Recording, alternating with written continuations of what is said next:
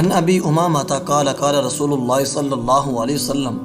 من احب للہ وابغض للہ واعطى للہ ومنع للہ فقد استکمل الایمان، رواہ ابو داود ورواہ الترمذی عن معاذ بن انس مع تقدیم وتاخیر وفیہ فقد استکمل ایمانہ۔ حضرت ابی امامہ سے روایت ہے،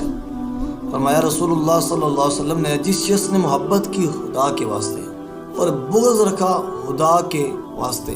اور کسی کو کچھ دیا خدا کے واسطے اور منع کیا خدا کے واسطے، تو اس نے اپنے ایمان کو کامل کر لیا۔ اور ترمذی میں یہی حدیث جو معاذ بن انس سے مروی ہے، اس کے الفاظ میں کچھ تقدیم و تاخیر ہے، اور اس کے آخری الفاظ یہ ہیں، بس یقیناً اس نے کامل کیا اپنے ایمان کو۔